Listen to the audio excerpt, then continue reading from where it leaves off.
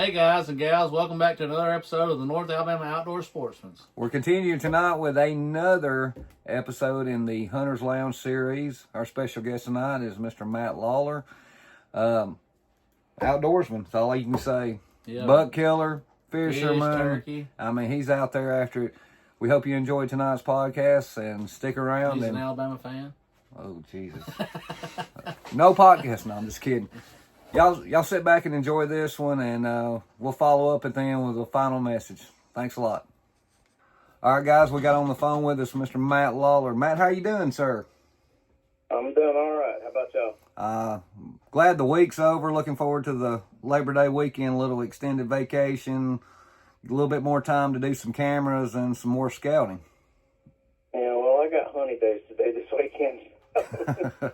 Well, that's the story of my life right now. Once the season opens up, then we'll start getting into more things that I like to do. But that was a deal we made a long time ago, so I can't complain about it.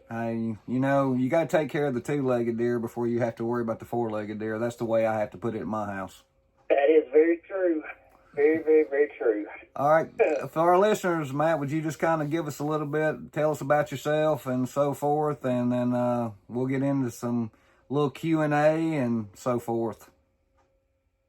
Well, I don't really know much to say about myself. I enjoy most everything outdoors. I've been doing it since I was itty bitty, sitting on my grandfather's lap.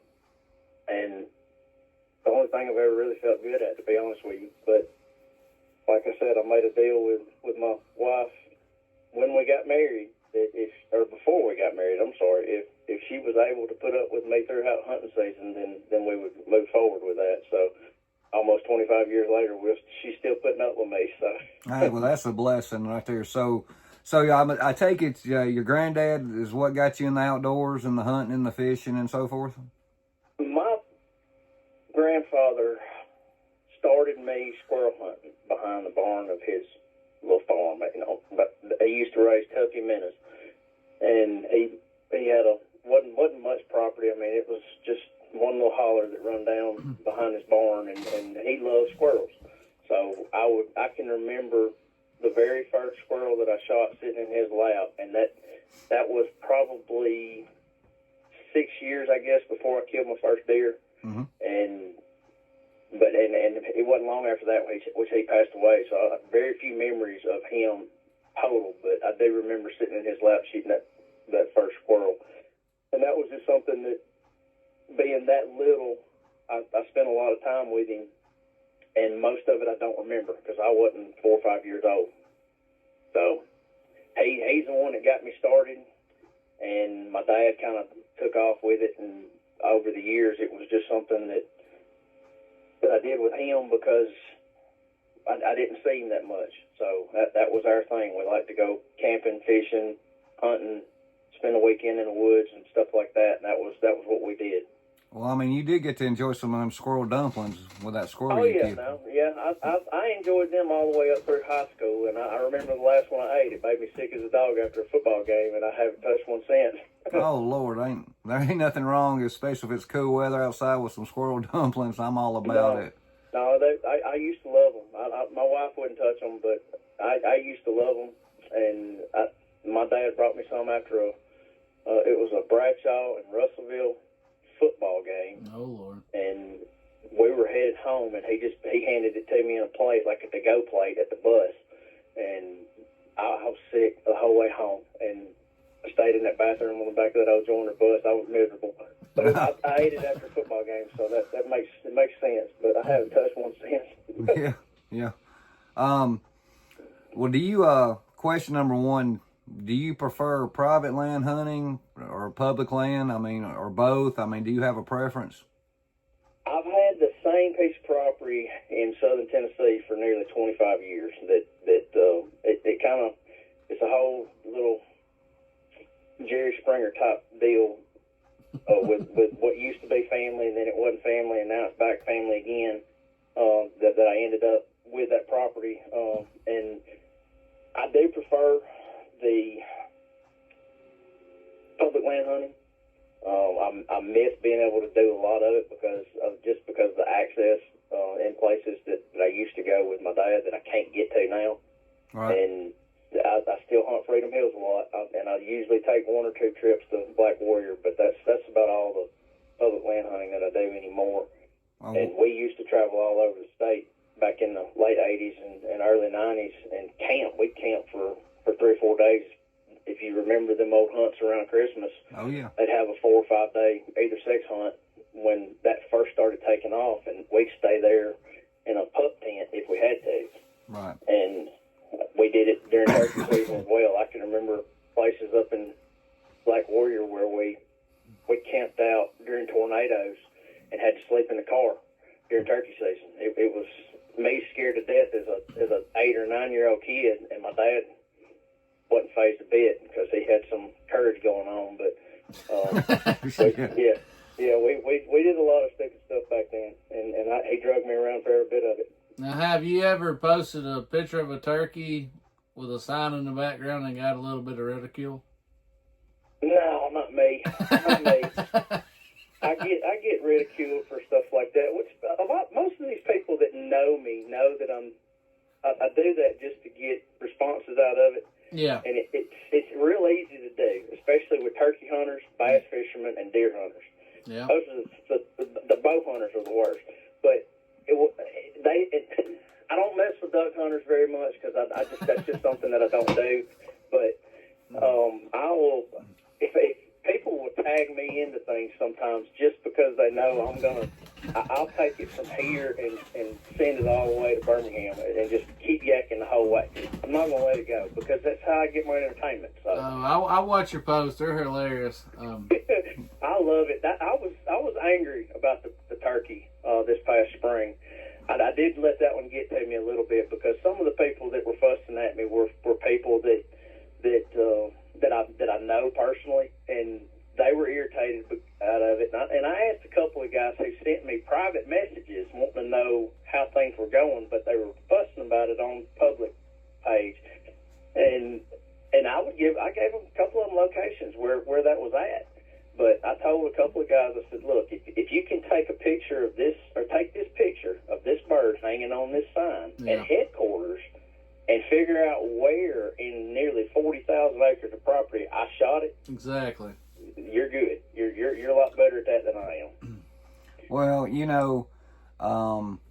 we've seen it from people, ridiculing us for that. But if you go back on some of their posts from years back, they've done the same thing. And that that just kills me. How it's, we're not all on the same playing field, in other words, Oh, absolutely. And so I get a laugh out of it. I want everybody to be successful. I mean, that's the whole thing. I mean, I've preached it. I've said it many times on our videos and so forth. I want everybody to be successful. And if, you're getting some good deer out of a certain WMA or something. Except Justin. We don't want Justin to be successful. Yeah, Justin, you're we right. got a bet with Justin. We got a bet. Guy in our hunting club. We got a bet with him. But anyway, and you're 100% accurate. I mean, and even if they narrowed it down, say within a 10-acre spot out of that 40,000 acres. Yeah, that turkey's already dead. So. I mean, that one's gone. I mean, live for the next one, or you might not have got a chance to shoot that same one. That there's a possibility, but there's no guarantee that you would have ever seen that turkey again. So yeah, it gets a little carried away, I guess. So like when you first started out hunting, you didn't have the internet nor all this drama online, and it's as the years evolved, it's kind of turned into that. But like you said, you have a good time with it. I do too. We're gonna be ourselves. And touching on what you're talking about, what you mentioned back in the 80s and 90s, you took whatever it was that you were successful with to the local corner gas station and had a Polaroid picture took of it and it hung up that way. Yes, and sir. If you were lucky, you won a big buck contest or a knife contest or something like that. Yep. Weekly gas for the truck, whatever. Because all of those stores, those old country stores like that, used to have that going on. All of them had a big buck contest, and rarely in my area do you see that now. You see somebody putting on a special every once in a while, but it's nothing like what it used to be. my very first buck that I killed. Well, let's see. Yeah, very first buck that I killed.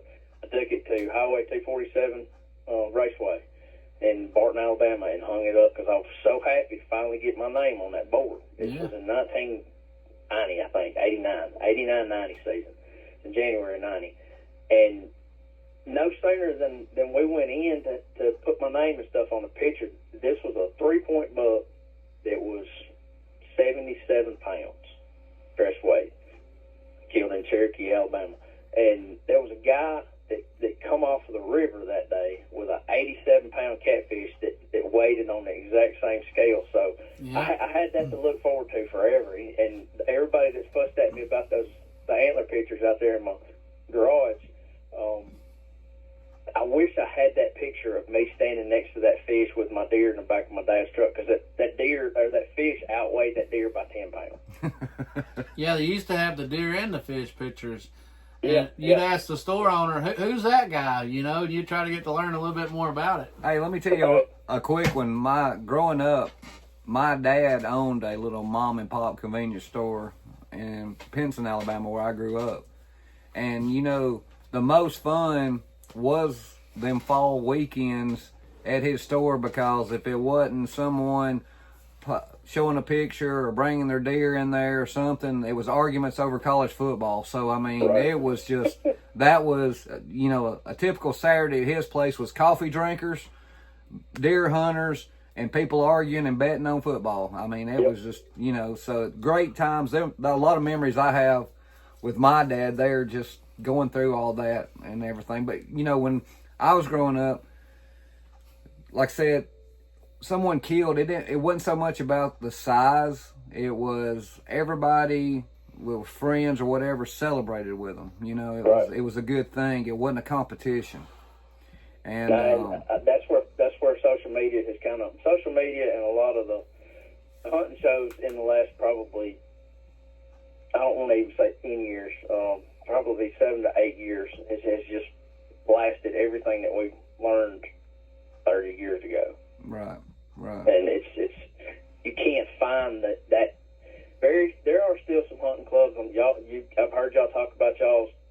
There are still hunting clubs that still have the same type atmosphere and stuff like that, but it's very few and far between. Most people are worried about leases and stuff that they want to keep it to themselves. They don't want to have the club feel to it. No clubhouse, no nothing like that.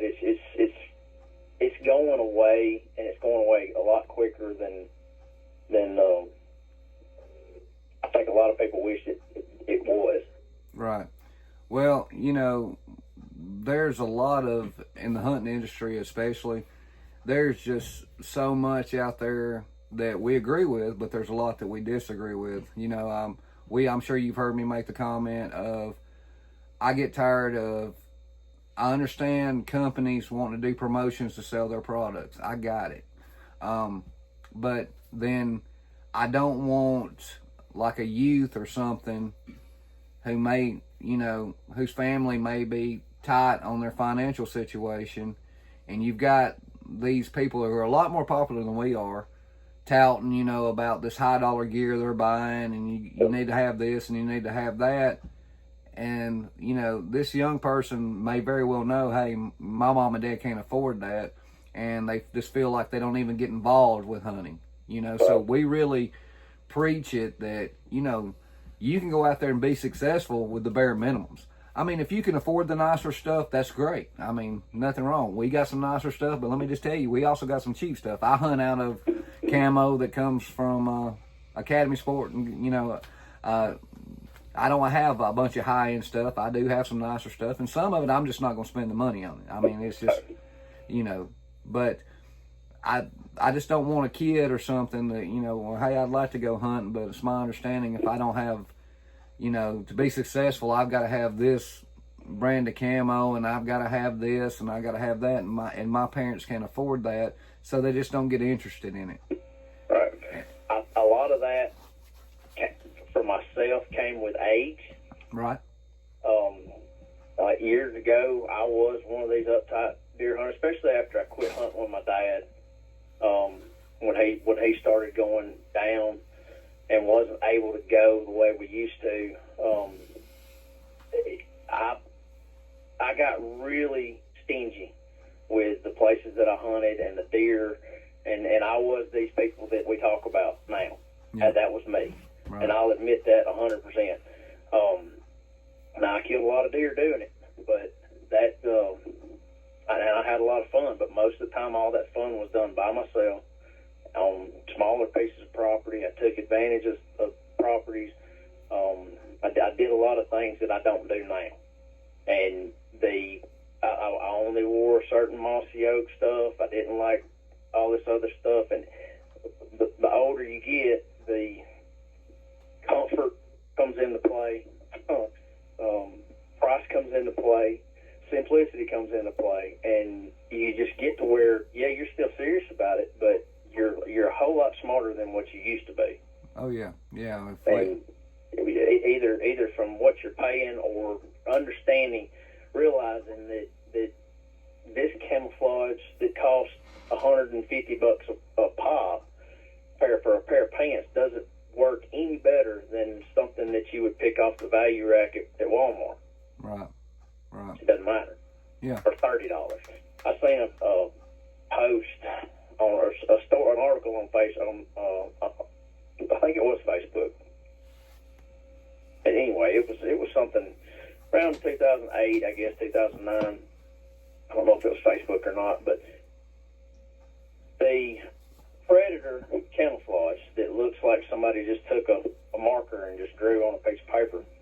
They did a study with 4 or 5 different types of camo, and the camo that stood out the best, as the way we know a deer's eyes work, was a Hawaiian flowered, multicolored button-up shirt. Mm-hmm. And when you see the picture of that guy sitting up in a tree in that shirt, you can't tell from his, you can see his head and you can see his pants, but you cannot tell where his shirt's at. It was unbelievable to me that it stood out, that it took that outline, his outline out as well as it did. And when you see it in color, I mean, it's pink and blue and white and all these other different colors. And I realized then, what am I doing? Why am I spending this kind of money on something? And I know for a fact I've seen my dad shoot him out of a red and black flannel with a cigarette hanging out of his mouth. Oh, yeah. What am I doing? Right. So, Right. Well, if you would, and we'll just say for deer hunting, since that season's coming up, could you kind of give us, all right, you're going to hunt this weekend or whatever, could you kind of give us a little bit of what your prep is and so forth, and if you've got any specific things that you do before you hit the woods, whether it's for scent control or anything like that, can you kind of just give us a little bit of background on how you get ready to hit the woods? Scent control, to me, I don't really, which I get into it some, but I prefer to play the wind a little bit more. Growing up as a dog hunter, I never really worried about it back then. Mm-hmm. And the area, especially my main place up in Tennessee, they're used to people. So I try not to overthink that, because I know they're going to smell me, I know they're going to see me, and I know that they know that I'm there because I'm on that ATV or the Ranger. But they also see that every single day up there. So I try not to add that into the equation very often. Now, if I'm looking for if I was to go out this weekend after a specific deer, the food sources, which acorns are plentiful. I'm sitting under an acorn tree right now, and it is absolutely covered up.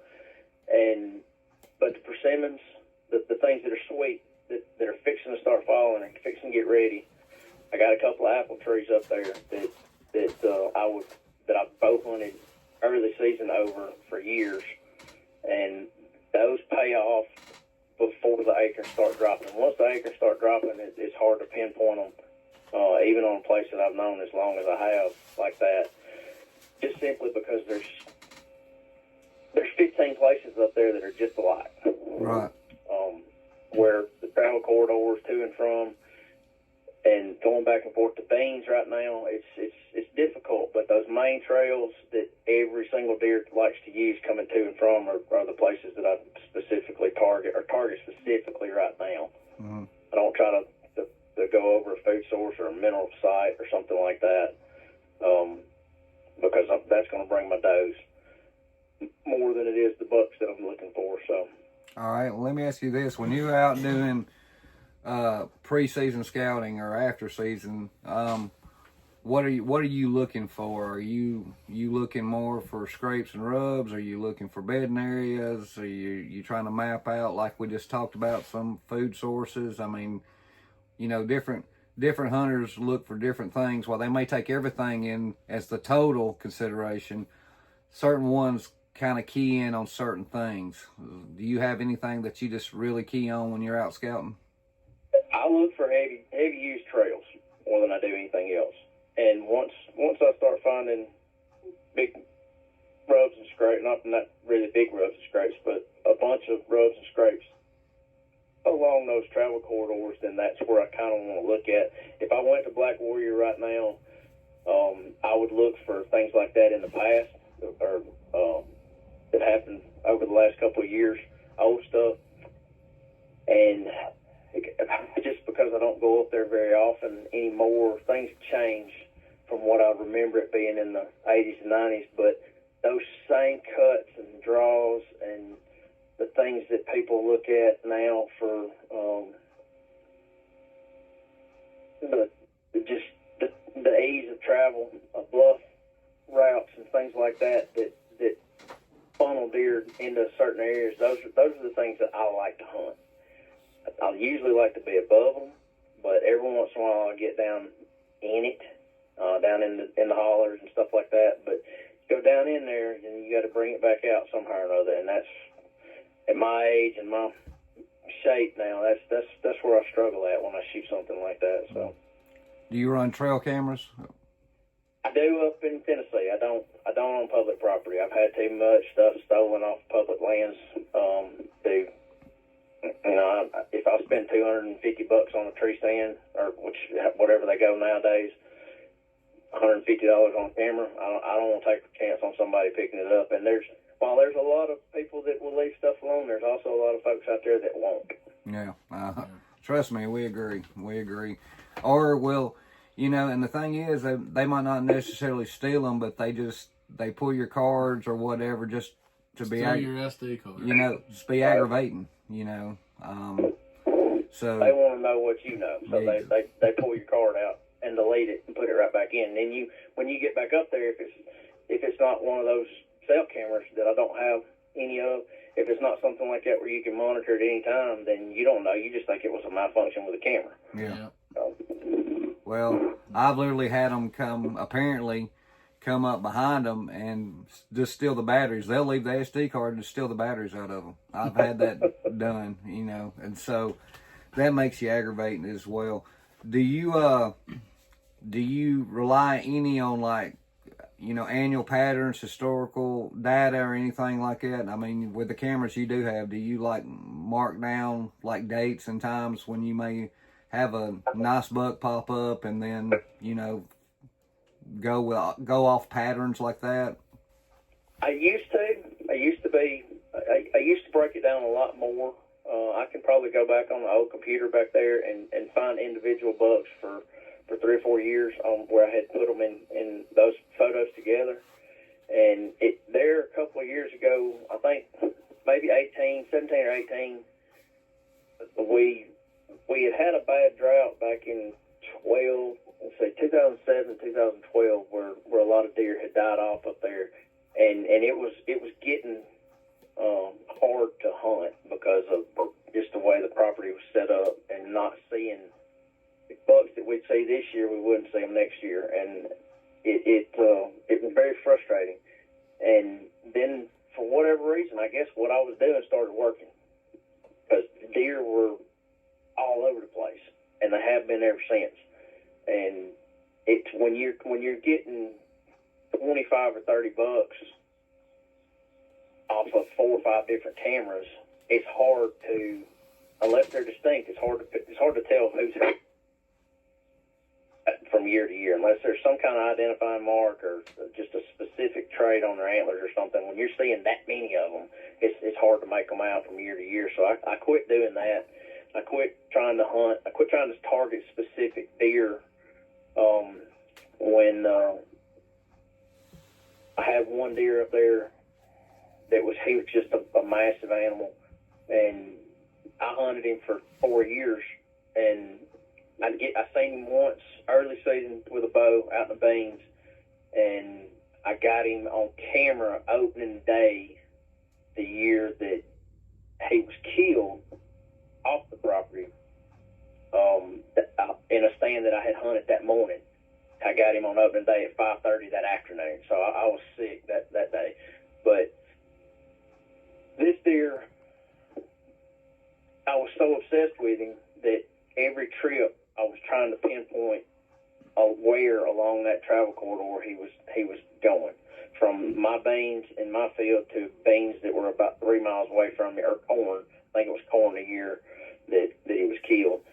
And if I put out a pile of corn over at a camera site or a lick site somewhere, he was there that night. I don't know, he was a cornholic and he loved it. But up there until this year, it's been illegal to hunt over it. So I would only put stuff out in front of cameras, and that way to be safe about it, because I definitely don't need a ticket for out of state. So, but when he was killed, it was like a relief come over me, because I wasn't obsessed with him anymore. And then things just started clicking for me for what I was doing and how I was going about hunting up there. So, okay. Do you? It's hard when you're some of the guys that we know that kill these deer the way they do. You got to be a dedicated soul to hunt one animal. Right. It's difficult. Right. Do you prefer hunting morning or afternoons, or does it matter to you? It doesn't matter. It doesn't matter. Most of the deer over the years that I've took were one. This year it might all be morning bucks. Next year it might all be evening bucks. I used to set my work schedule up to where I could hunt every evening, because I was having a lot of success in the evenings. And then that kind of changed a little bit, where the last couple of years it's been mostly mornings that I've had better success. But I think that's they go about routines too. Once they figure out your pattern, then they're patterning you just like you're trying to do them. And even with people being up there on the property all the time, they know they stay on the roads mainly. And when people start tromping off there in the woods, they know something's coming on, especially them old does, and they teach everything to everybody else. So. Oh yeah, we got behind my place. We got some does, and I know we got some that are 7 or 8 years old, and they know everything that we do. I mean, so, and that's. They're probably back here listening. Yeah, they're probably listening to the podcast right now. Yeah, listening to us talk about it. Yeah, so I've got one big shooting house. There's one big house in particular, and it's been up since 2008, I think, maybe 2007. And we probably killed 80 or 90 deer out of this thing between everybody that's hunted on that property over the years. And I'd have to count them, because we got them carved into the wall with a knife, how many little notches are in there. But a couple of years ago, when somebody left the last hunt, they left the windows open, so some owls got in it. And you know how they'll just destroy a shooting house. Or buzzards. Yeah, but the buzzards are they're even nastier than owls, I think. But for that year, and even up until now, that year, every deer that stepped out in that field, which is a big dogleg field, it's got 3 food plots in it, and we let it grow up in different areas for bedding. It's 220 yards to the left and 190 dogleg back to the right. And every single deer that walked out in that field, the very first thing that they would do would be look up at that house, because of all the racket that them owls would make in the house all the time. And it took years for them to quit doing that. So every doe that had babies up the phones throughout the next cycle and the next cycle and the next cycle, they were doing that every time they stepped out, and every deer up there knows to look at that house. So you can, I mean, this thing's 25 foot up in the air, and they'll spot you from 200 yards away just like that. Right. Yeah, they know. They'll pick up little patterns and things that you don't realize. Do you use mock scrapes any, or do you juice up a scrape you found, or? I'll make them with a scent dripper. I use them during the rut. I don't use them much like this time of year just for pictures or drags or scent ropes or anything like that. But I do make them during the rut, which for me is the first part of November. Those first couple of weeks in November are the most active up there where I'm at, and I'll put them out probably middle of October to start getting them working a little bit, and with hopes, with intention of them being good November the 10th. If that makes sense. Mm-hmm. But once the rut's over with up there, I will keep scent drippers and stuff like that on them when I know I'm going, but I don't tend to them nearly as much as I do the first couple of weeks in November. Mm-hmm. Well, let me ask you this one. If you met a new to hunting person or a youth or whatever that was wanting to get into hunting, what advice would you try to share with them to help them be successful? What would be your, I don't know, your top suggestions on how they should get started? That's a good question. I think the most important thing even goes for seasoned hunters is to pay attention to what the woods are telling you. And which I know youth hunters and they don't know, they can't decipher what the woods are telling them like we could. But you have to pay attention to every little detail, or you're not going to figure it out. If you're wanting to get into it fresh, with nobody teaching you, it's hard. It's hard to figure it out. It takes time. It takes a lot of work, and that you can make it easier. There's a kid, one of the guys that lives up there on the property. His son or stepson, I can't remember. He wanted to start hunting a little bit, and he's hunted other areas and never had any luck. And I keep telling him, knowing that property, it's easy for me to tell somebody where to go, what to look for. Right. Not knowing a property or being unfamiliar with a property, the old creek drains, the draws on the warm side of hills and stuff like that, things that I don't even think about anymore, are the things that I try to mention to them. And the food sources obviously are one thing which a lot of people look for, but I try to tell him it's not. You don't go hang a stand over the first grub you find. You have to figure out why they're putting it there. Yeah, how do you go about, like, say you're scouting a brand new property tomorrow, rubs, scrapes, trails, tracks, food sources? How would you go about that? I'm looking at trails first, and then I'll follow those trails to see where they go. But first thing I'm doing, I'm looking at a map. I want to see what it looks like overhead, and then I can figure a lot of that out by looking at a map from overhead, Google Maps or Onyx or something like that. And what are you kind of looking for on a map? Natural draws and drains, because those are the travel routes that they're going to hit in most cases, regardless of what's on the property and how they go across the property.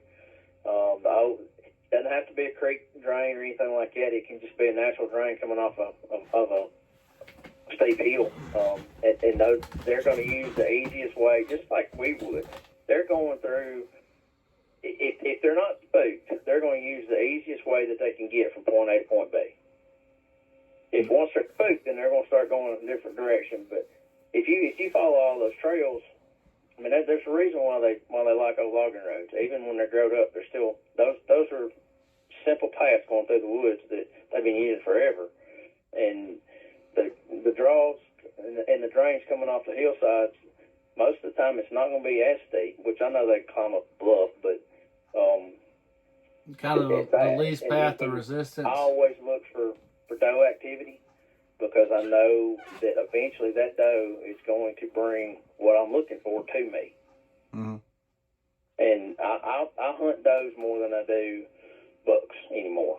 I will look for a herd of does and fawns early in the season, and if I can find them where they're feeding at today and tomorrow afternoon, then I know once the rut starts,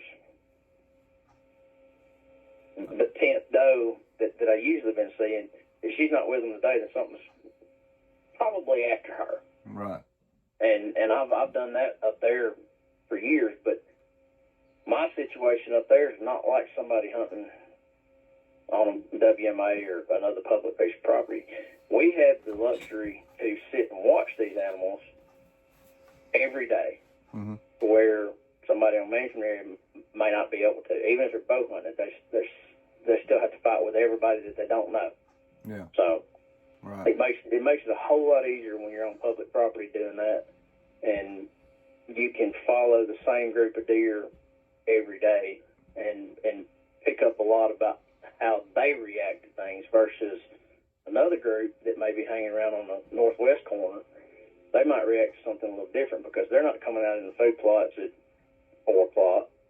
They're waiting till 6 or something like that before they come out. Just a different, whichever the oldest doe, the one that just rules that little matriarch, she's kind of learning everybody on what to do or what not to do.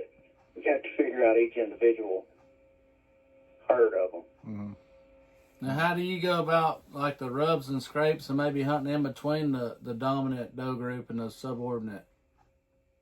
Setting up for the buck to come cruise or check them, or how do you go about all that? I like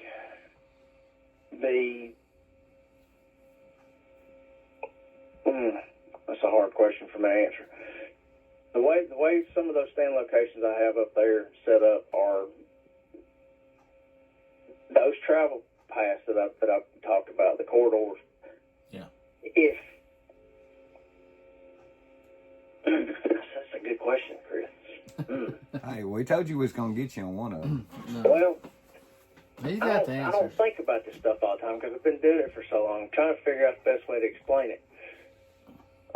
I mean, is there like a community scrape in between there, maybe, or cluster of Honestly, rubs or something? That I haven't found very many community scrapes like that, like the great old big ones that are like the size of pickup trucks. I don't find very many of them up there. Yeah. I find hundreds of them, but I don't find very many of the great big community scrapes like that. There's been a few places over the years where I've found some that were the size of that stomped out areas that were like the size of my garage. And if you see the deer in the early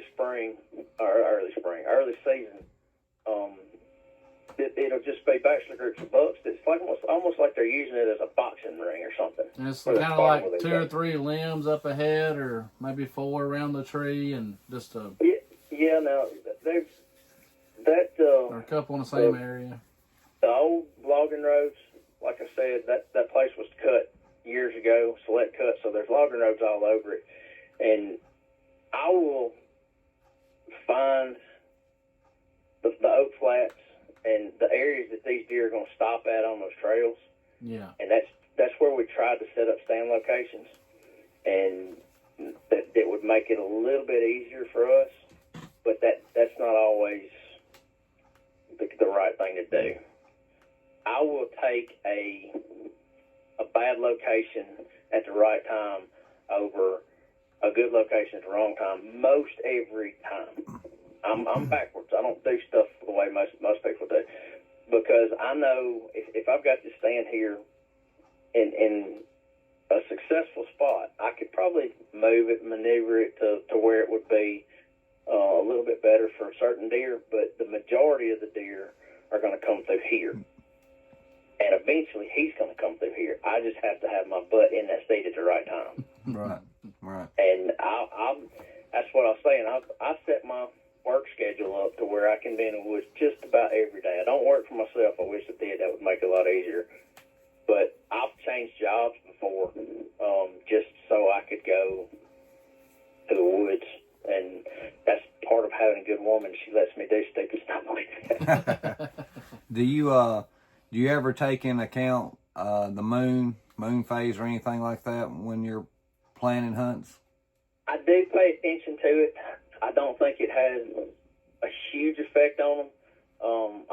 I don't believe that it's going to dictate movement. Now I do know that they make it. A bright moon makes it a little bit easier for them to see at night, but I don't. Over the years, I've killed them killed good deer on days that I shouldn't have killed them, and I've killed them on days that I should have, and I've also vice versa, where you feel like you had everything perfect and it just didn't work. And I don't buy into. I know several people that won't go at certain times on full moon. They'll only hunt from 11 to 2 or something like that, and I can't do that. My experiences have led me to believe that, yes, it may be a factor in it, but it's not the only factor that I'm going to pay attention to. Right. And I don't talk bad or try to convince people otherwise that, hey, you need to be here at a certain time. I got a buddy that lives across a couple of miles from me, across a holler, and he's killed some really nice deer the last several years hunting in the middle of the day on full moon days, and it pays off. It does pay off, but in that same breath, you do it during the rut, and it's not going to make much of a difference because they're going to be up when the does are up. So you're basically, when you get ready to go, by our conversation we've had, you are going to take all this stuff in consideration, but you're hitting your spots, and you're going to try your best to deal with the cards that's been laid to you. So in other words, the situation at hand, that's what I'm playing with. I'm in the woods every morning and every evening, as best that I can be, and I will. If I'm seeing deer more towards early morning, even it doesn't matter if it's 90 degrees outside or if it's 10 degrees outside. Mm-hmm. If I'm seeing them early morning, then I may not stay in the woods as long as I would if I was seeing them, say, at 10 o'clock. The moon might have a little bit to play with that, and some people will say, yes, it absolutely plays into that. But the period of pre-rut, post-rut, and all that stuff, that plays a bigger part in it than I think anything else does. So you kind of read the woods as it's happening, correct? Right.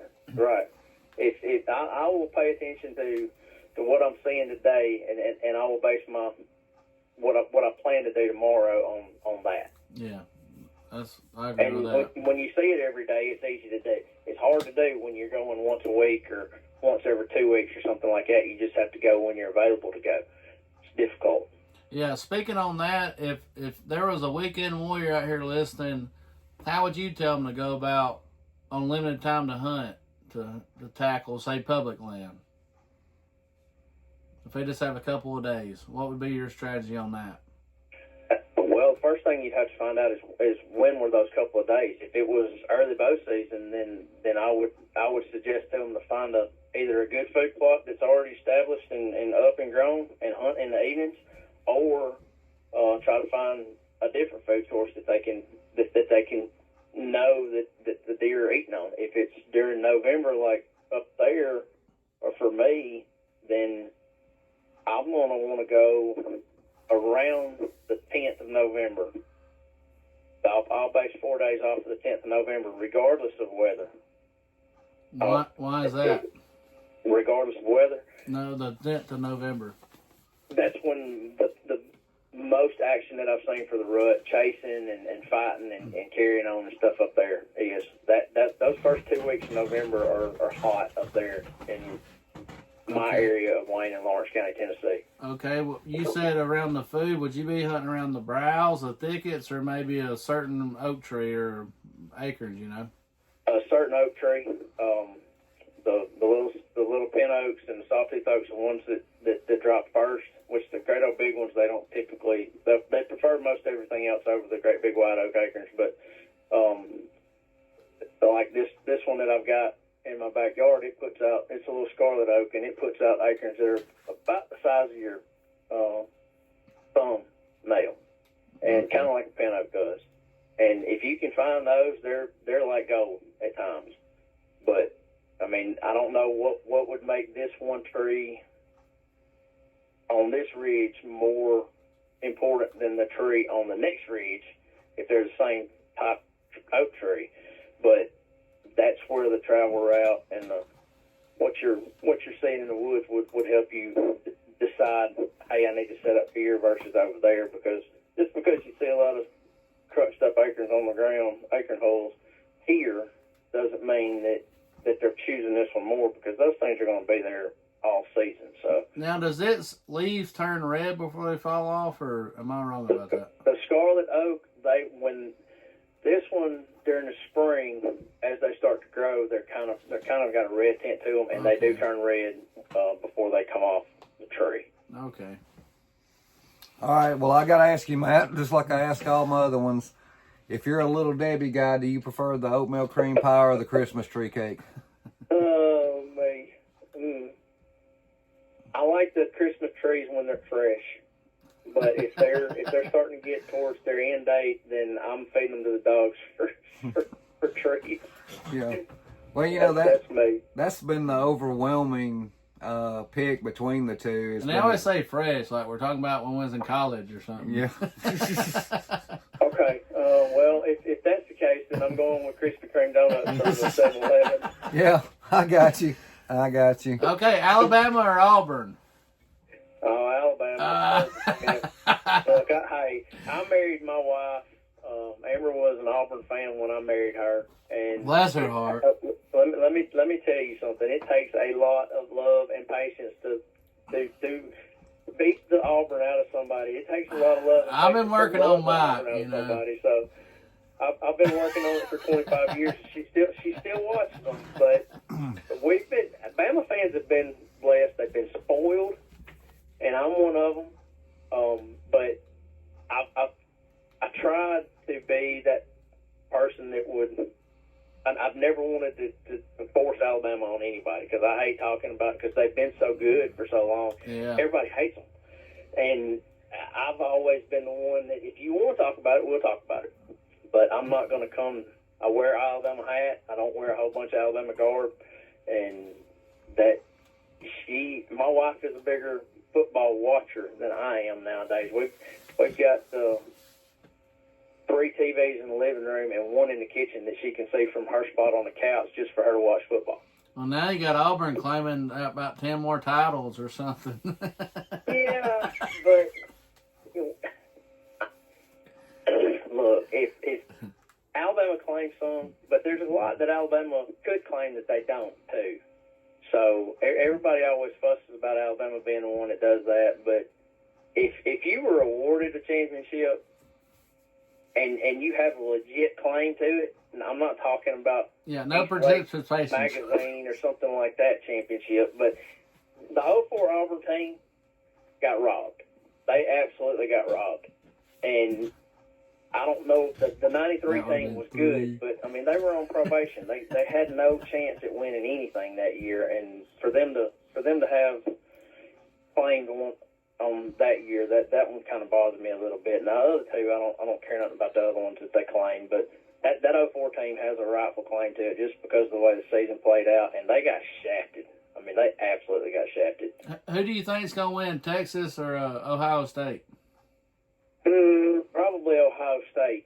If Arch Manning wins that game as his first collegiate start, then they're going to crown him a god in the state of Texas. That pressure is going to be enormous for him.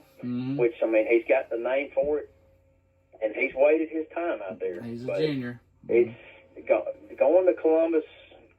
some of those schools he would not have any problem going into and probably winning, but Columbus is one of those places that's going to be a rowdy, nasty place for him this weekend. Yep. Yeah, I just wish there was a night game and not 11 o'clock. To me, that would have been one of the ideal night games and not at 11 o'clock during the day. Yeah, but you think about a lot of the old, for years, all the Big Ten stuff was on at night, and SEC games were on, in the daytime, the Big Ten games were. Their stuff usually ran on in the middle of the day for a long time. And that's normal for them up there. Yeah. We don't like it because we're used to night games down here because it's usually so hot during the middle of the day. If you put everybody out there, it'd kill them. Yeah, exactly. Well, let me jump on something else then, because not everybody that we interview turkey hunts, but I know you do. Is there a memorable turkey that you have killed or something, or one that you just put forth, you felt like 150% effort to finally harvest? I mean, do you have anything like that with turkey hunting? I do, in a way, and I have to go way back to '92 to share that with you. There was a turkey that we had seen, that my dad and I had seen, when we were hunting out Highway 247. In between Barton and Red Bay. It was actually, we were probably right there around the county line, I guess, on 247, Franklin and Culver County line. And we hunted this turkey. We'd been hunting him that whole season. I don't remember seeing him the year before, but it was a big, what we thought was a big double-bearded bird. I mean, and it was very obvious because he had real thick beard on him and poo beard, real thick poo beard. And we fought this bird. Anybody that turkey hunts knows how stubborn and hard-headed they can be. But this bird was wary. He didn't like answering calls. He wouldn't hardly come to calls. And when he did, it always seemed like he hung up just out of range.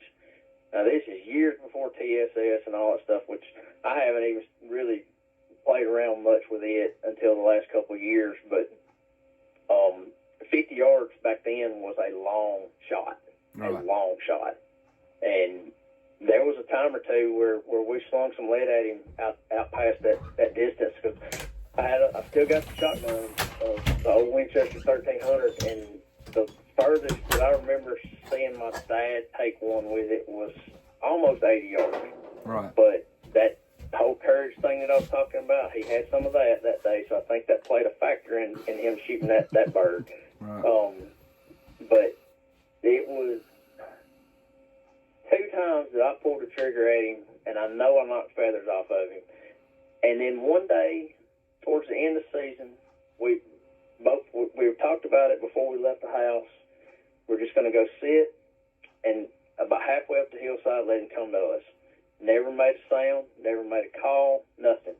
And this bird, we seen him out in the bottom, seen that he was out there, and we walked about halfway up the ridge and sat down there. So there was a flat that we called to him and hunted him all season on that flat. And a lot of times he would just get up on that flat and just walk the ridge from one end to the other. But once you made a call to him, he was gone. Right. He was very frustrating. Well, that evening we sat down and never made a call to him, and he walked up within 20 yards of me, and I tagged him,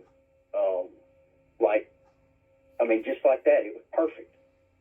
And the most frustrating birds, if you can ever connect with them, usually they'll frustrate you to no end, and then the day you kill him, you'll think about how easy it was. That day we just went and sat down. We didn't do nothing, but had our little blind up, sat down, put our mask on like we knew he was coming, and he walked right straight to me. He had a 10.5-inch beard, real thick, brushy beard, had a 7.5-inch beard, that was like a pencil thin beard, and then the other thick beard that he had was 8.5 inches, and thick like the first beard was. He was an unbelievable bird. Weighed 19 pounds, and if I could kill that bird tomorrow or now this time, I would have him mounted. I wished I'd have had him mounted even way back then, but that was my dad's call because he was the one that was funding it back then. Yeah.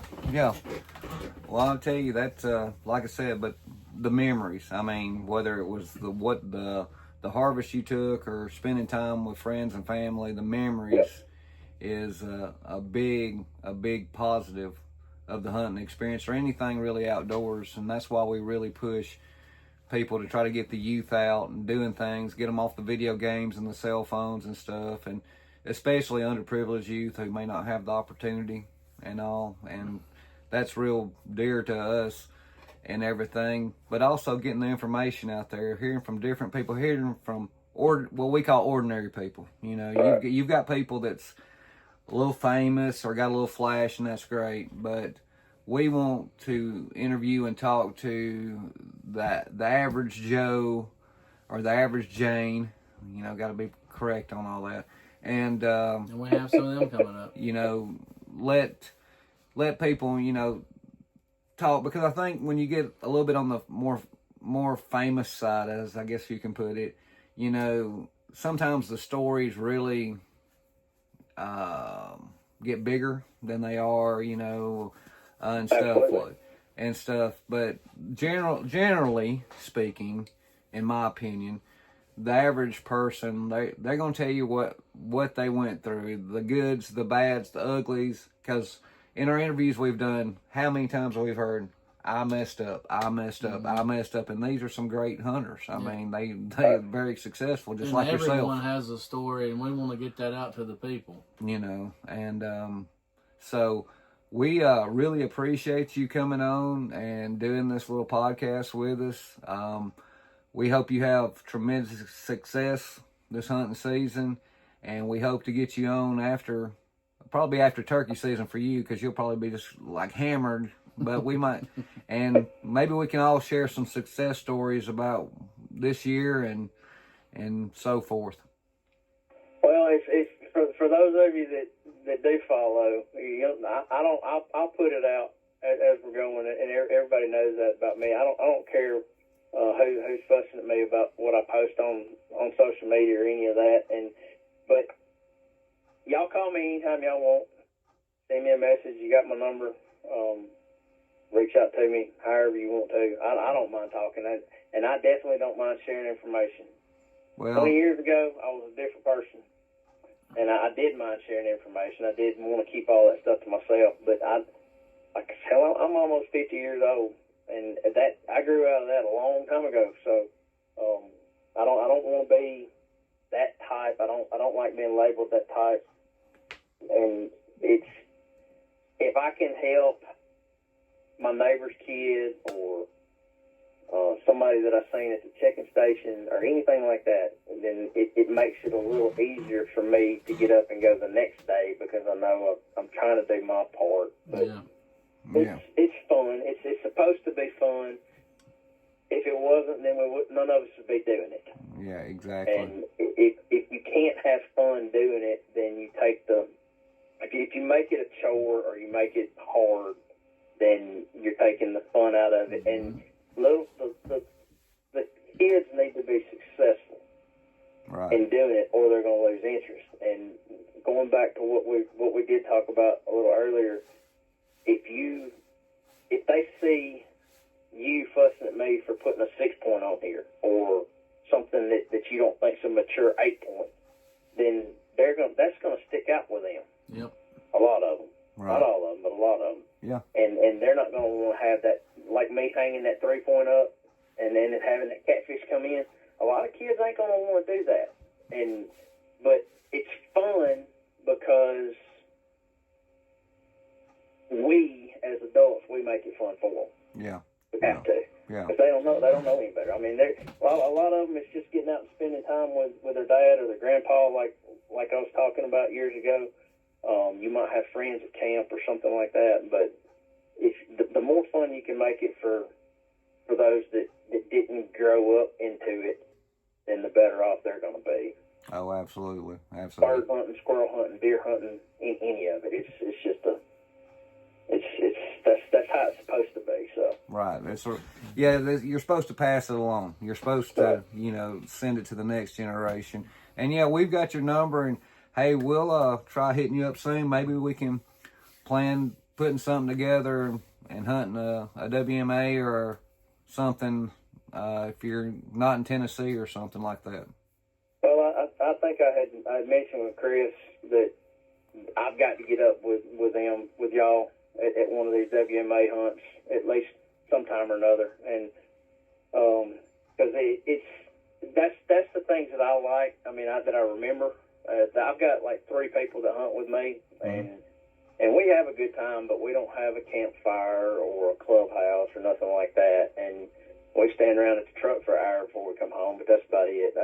I do miss getting out with a big group of people and just giving them hell. it's fun. That's where it really turns fun for me. So Yeah. every day you're successful is fun, but when you can get out and have that kind of camaraderie with 5 or 6 more people, then it's a lot of, it makes it a whole new level of fun. So And cut some shirt tails and stuff. yeah. Now we the last place I think me and my dad hunted, which we ran dogs for years. We run dogs, and the barn at Dale's place had just it was shirt tails all over that barn. That was him. That was what he wanted to do. Every time we missed one, we'd lose a shirt tail. Yeah. And some of the clubs that we had that I was in when I was little had the club shirt tails hung off the mantle in the clubhouses and stuff. But Dale's barn, and I bet you could go down there now, and he's been gone for years. A lot of that stuff's probably still hanging up just on that wall. We used to take all the little forkhorn bucks and everything and put them up there for the year, and that was a lot of fun. Yeah. Those are the things I miss, because it's if you make a good shot that you shouldn't have made, then everybody's gonna come up and shake your hand. But when you miss those shots where it's standing still or something like that, then you're gonna get ragged all year. Mm-hmm. Oh yeah. They're gonna give it to you all year. And that's the things that you miss when you're hunting by yourself. Yeah, well, we'll definitely get together and do some stuff, because we're just all about it. You know, like I said, we want everybody to be successful. We want everybody to have a good time. We're going to have a good time if we're out there doing it. So right. Yeah. It don't matter. And we'll drag you along with it. Yeah. All right. Well, Matt, like I said, we appreciate you coming on, and we'll talk to you soon. Yes, sir. Y'all have a good day. You too. Thank you. Bye. Well, that concludes our episode with Mr. Matt Lawler. We hope you enjoy it. If you're not a subscriber, please subscribe to the channel. Ring that notification bell. Pass along with your friends. We'd like to grow our community on YouTube. And stay tuned for more of the Hunter's Lounge series, as we've got a list of people that we're going to interview and get their stories and get their perspective on how they do things and so forth. And like I said, we want you to be successful. So if you have any questions or anything, feel free to either leave a comment below or join our Facebook group if you're not a member. You can contact us through that way. We'd love to hear from you, what you like, what you dislike, things you may want to see improved, people you may want to see us try to interview. We'll do our very best. You got anything on the way out the door? Well, guys, we're getting closer and closer, and we're looking forward to it. Y'all have a great day, and we'll see you on the next one.